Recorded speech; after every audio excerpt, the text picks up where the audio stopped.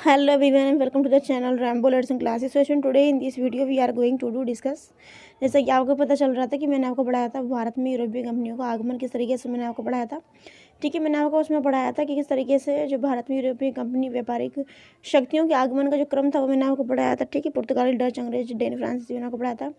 इसके साथ साथ मैंने आपको पढ़ाया था वास्को डी गामा आए थे, उसके बाद में पुर्तगाली वॉयसराय कौन कौन से आए थे मैंने आपको पढ़ाया था। इधर देखिए एक पेज है, मैंने आपको पढ़ाया था यहाँ पे फ्रांसीसी डी अल्मोड़ा के बारे में और बुकर्क के बारे में पढ़ाया था। मैंने आपको पढ़ाया था नीनो डी कुन्हा के बारे में।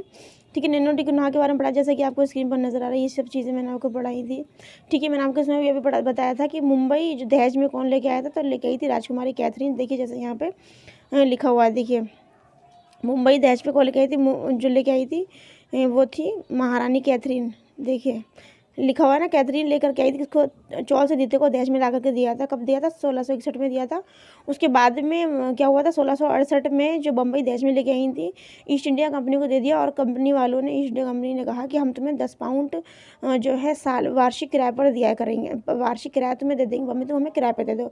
इस तरीके से मैंने आपको बताया था नीनो डी कुन्हा के बारे में। ठीक है, मैंने आपको बताया था पुर्तगाली जो भारत में आए थे तो वो क्या क्या चीज़ लेके आए, मैंने आपको बताया तंबाकू, लाल मिर्च, टमाटर। ठीक है, इसके साथ साथ मैंने आपको बताया था जहाज निर्माण और प्रिंटिंग प्रेस और गोथिक कला, जो कि चर्च जो होते हैं ना बने हुए होते हैं, मीनारें बड़ी नुकीली टाइप की होती है, उसे बोलते हैं गोथिक कला।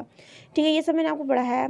तो आज का हमारा टॉपिक जो रहने वाला है वो स्टूडेंट क्या रहने वाला है, मैंने आपको प्रीवियस क्यों यहाँ पर डिस्कस कर रही हूँ, इसलिए क्योंकि हम प्रीवियस जो हमने पढ़ा है उसको हम थोड़ा सा मोटा मोटा थोड़ा सा देखते चलेंगे तो हमारे माइंड में दोबारा सा रिकॉल हो जाएगा। ठीक है, आज हमारा जो मेन इम्पोर्टेंट जो टॉपिक है, अभी वैसे तो सभी इंपॉर्टेंट टॉपिक के बारे में हम पढ़े, लेकिन आज का हमारा टॉपिक जो रहने वाला है उसका नाम है डचों का आगमन।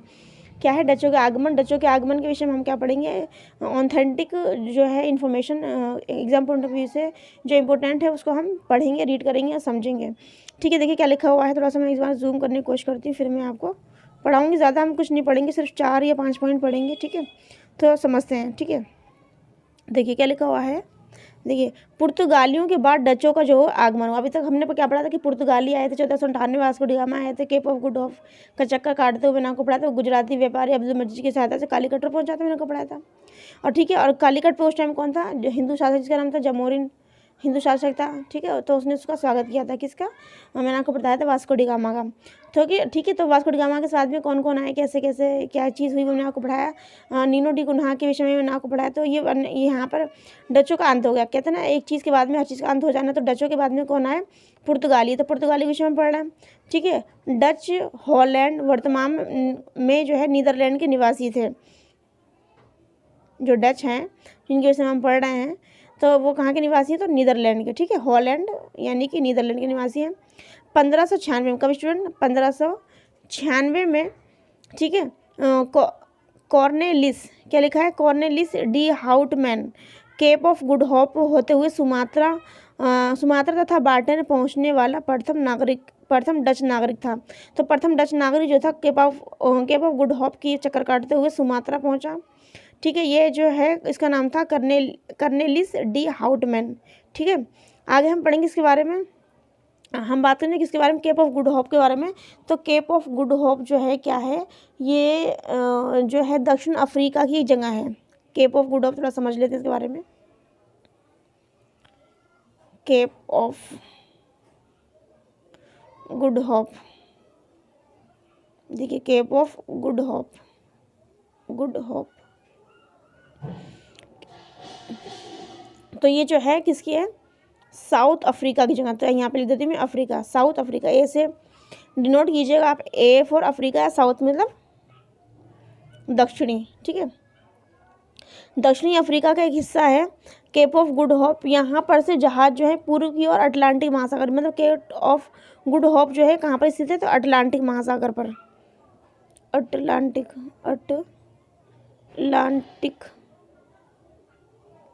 महासागर, अटलांटिक महासागर पर क्या स्थित है, केप ऑफ गुड होप स्थित है। अटलांटिक महासागर से जो है, जो हमारा हिंद महासागर, ये वाला जो एरिया हमारा पूर्वी घाट जो है, तो यहाँ पे हमारा है हिंद महासागर, हिंद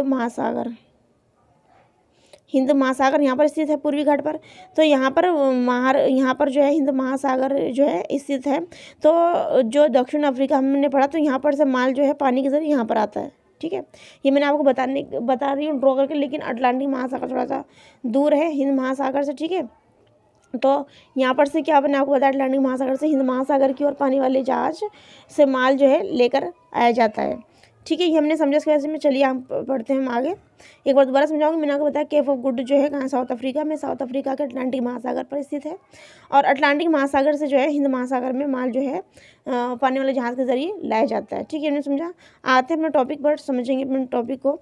देखिए क्या लगा हुआ है, 1602 में, कब स्टूडेंट देखिए एक बार, 1602 में डच कंपनी जिसका नाम है वेरिंग दे ओस्ट इंडसे कंपनी, वेरिंग दे ओस्ट इंडसे कंपनी, जिसको हम कहते हैं वोक, क्या कहते हैं, वोक की स्थापना हुई, ठीक है।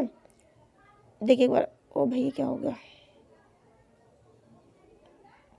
एक सेकेंड कट करती मैं इसको। देखिए एक सेकेंड, वो की जो स्थापना हुई, जिसे डच संसद ने एक चार्टर जारी करके कंपनी को युद्ध करने, संधि करने, इलाके जीतने और किले बनाने का अधिकार दे दिया। मतलब वेरिंग ओस्ट नाम की जो कंपनी थी, जिसे डच संसद ने, डच जो संसद था, जो डचों का जो पार्लियामेंट था, उन्होंने इस चार्टर के तहत, संसद ने एक चार्टर के तहत कंपनी को युद्ध करने, मतलब युद्ध कर सकता है, किसी देश से संधि कर सकता है, इलाके जीतने और किले बनाने का अधिकार दे दिया गया चार्टर जारी करके, ठीक है। बाद में लिखा, बाद में विभिन्न डच कंपनियों को मिलाकर United East India Company of Netherlands, मतलब United East India Company Netherlands के नाम से एक विशाल व्यापारिक संस्थान की स्थापना हुई। मतलब यूनाइटेड ईस्ट इंडिया कंपनी तो आपको पता है 1600 में आई थी, ठीक है। तो यूनाइटेड ईस्ट इंडिया कंपनी जो है ये वाली अलग है, ठीक है। यूनाइटेड ईस्ट इंडिया कंपनी जो है ऑफ नीदरलैंड की जो है एक विशाल व्यापारिक संस्थान के रूप में उभर के आई, ठीक है। इसकी स्थापना की गई। आगे लिखा हो, डच प्रारंभ में इंडोनेशिया तक केंद्रित थे, ठीक है, तथा मसालों के व्यापार में संलग्न थे। मतलब मसालों का व्यापार क्या करते थे, नीदरलैंड तक ही वो जो है कहाँ केंद्रित थे। जब भारत के साथ इनका संपर्क हुआ, जब भारत के साथ इनका आना जाना हुआ, तो इन्होंने व्यापार में सूती वस्त्र के व्यापार को भी शामिल कर लिया। मतलब अभी तक तो ये मसालों का व्यापार करते, लेकिन अब जो है ये काय का व्यापार करने लगे, किसका, सूती कपड़े। क्योंकि जो वेस्ट बंगाल वाला एरिया है, वहाँ पर जो है क्या मिला करती थी, कपास, ठीक है। कपास से जो है बहुत आया हुआ जा करती, क्योंकि वहाँ पे हुगली नदी, जिसकी वजह से वहाँ पे सूती वस्त्रों का कारोबार स्टार्ट किया इन्होंने लोगों ने। इसका नाम था United East India Company of Netherland, जिनका अत्यधिक लाभ मिला। डचों ने पहली फैक्ट्री 1605 में खोली, क्या खोली, 1605 में। देखिए 1605 के बाद में 1600 की जो बात आई तब आएगी ईस्ट इंडिया कंपनी, ठीक है। 31 दिसंबर 1600 में आएगी। डचों ने 1605 में पूर्वी तट पर मुसलीपट्टनम कहाँ पे है, ये आंध्र प्रदेश में है। ये भी पानी वाला एरिया है, पानी मतलब पूर्वी घाट की साइड लगता है ये एरिया। मुसलीपट्टनम में स्थापित किया, जहाँ से वे अपने सिक्के भी डालते थे। मतलब ये एरिया एक ऐसा था जहाँ से ये अपने सिक्के भी डालते थे। परंतु आगे चलकर नेगापट्टनम, जिसको हम वर्तमान समय में नागपट्टनम के नाम से जानते हैं, का मुख्यालय बना दिया। नागपट्टनम मतलब तमिलनाडु, ठीक है। तमिलनाडु आंध्र प्रदेश उस टाइम पर ये जो है एरिया क्या हुआ करता था, तो बिल्कुल बाउंड्री इन लोगों की मिली हुई है वर्तमान समय में देखें तो, ठीक है। एक बार दोबारा से हम समझेंगे किसके बारे में, तो नीचे तो हमारे पॉइंट रहते हैं उनको समझते हैं कि देखिए मैंने आपको 2-3 पॉइंट पढ़ाए हैं, जिसके अंदर मैंने पढ़ाया वोक के बारे में। वो कंपनी थी जिसको डच का जो पार्लियामेंट था एक चार्टर एक जारी किया, और उनको कहा कि तुम्हें ये राइट है कि तुम युद्ध भी कर सकते हो, 1602 की बात है, संधि भी कर सकते हो। डचों को ये परमिशन मिल गई। इलाके जीतने, किले बनाने का अधिकार डचों को दे दिया गया, किसके द्वारा, डच के पार्लियामेंट के द्वारा, ठीक है।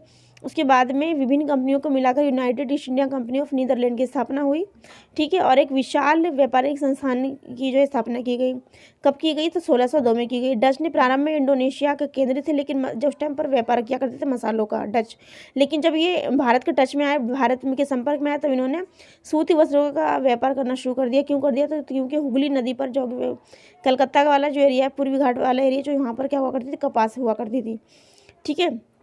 जिसकी वजह से इनके जो व्यापार में जो है एक बढ़ोतरी हुई सूती वस्त्र के नए कपड़े के रूप में, ठीक है। बात करें आगे क्या लिखा, डचों की पहली फैक्ट्री 1605 में पूर्वी तट पर, जिसे कि हम क्या बोलते हैं, मुसलीपट्टनम, जो कि कहाँ पर है, आंध्र प्रदेश में है, ठीक है।